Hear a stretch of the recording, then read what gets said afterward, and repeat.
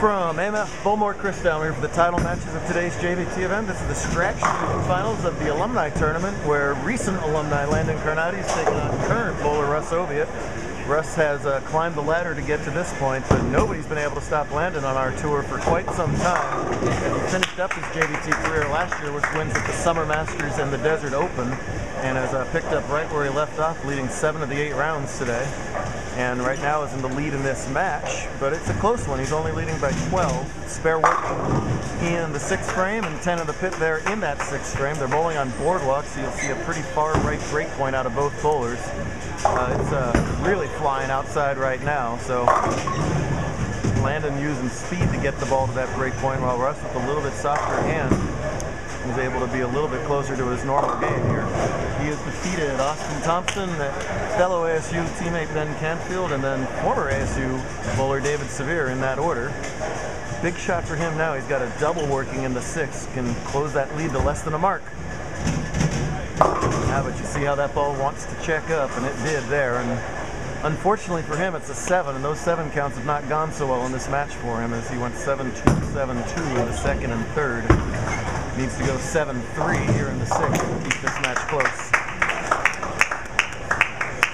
So it's the Soviet Union here versus a Pacific Islander of some sort. I don't really know.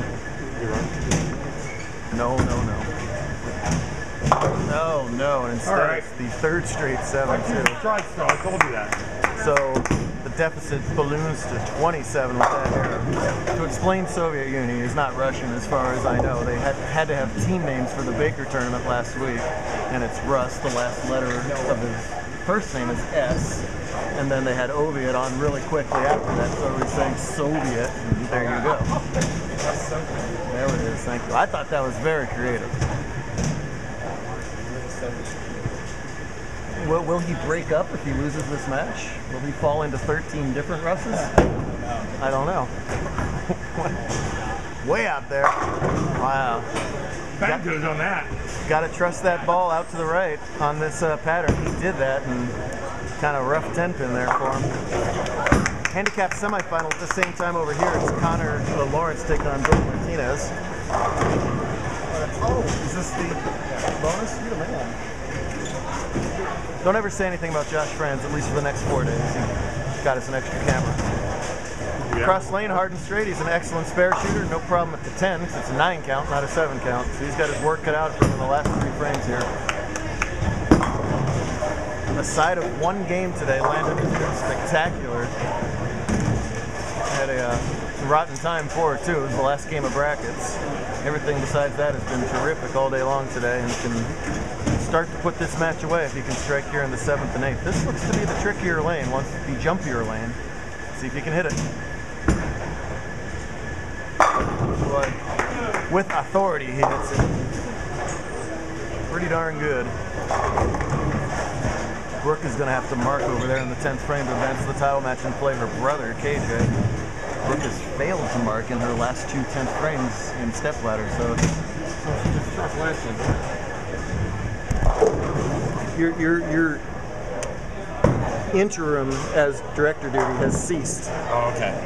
You know how much I love people correcting me on camera. Thank you. I was referring to the last 2 tournaments. Thank you very much.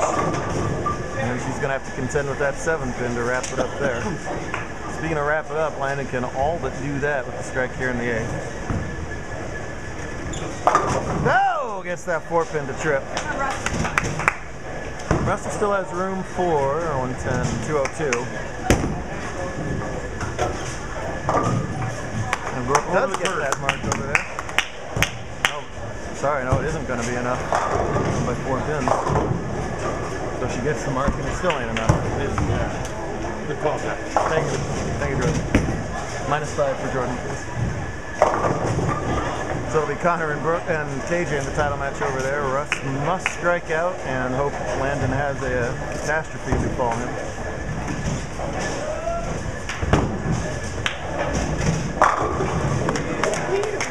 Nice ball there. He gives it a little lingering look there, saying that's what I meant to do every time on that lane. Good try, chose wisely. That's awful good climbing the ladder, beating a Thompson, Canfield, and Severe is no small task.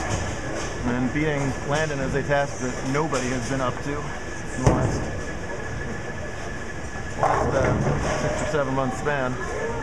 Bad news is for Lanndyn is he's got to go play the big boys again for 6 more months until he can bowl another JBT event. So it's the breakup of the Soviet Union. This is a sad day for communists everywhere and South Dakotans everywhere.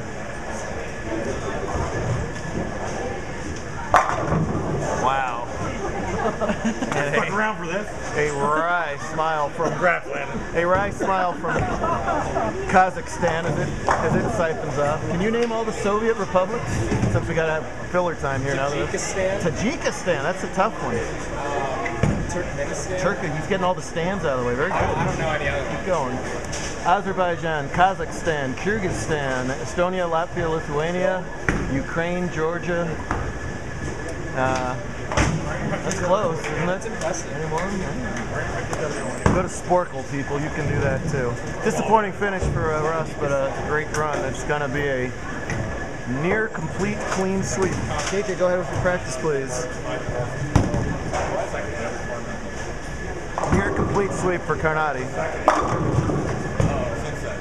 No problem there with the 4-pin. High game today for him of 279. That was his opening game. Had a couple flirtations with perfection today, but no one could get the 10th hit. Lanndyn at 79, Ted at 79, Buttriff at 79.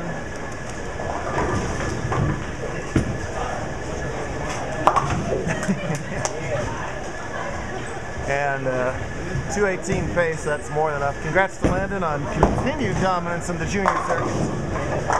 We'll be back for handicap title match here in part 2.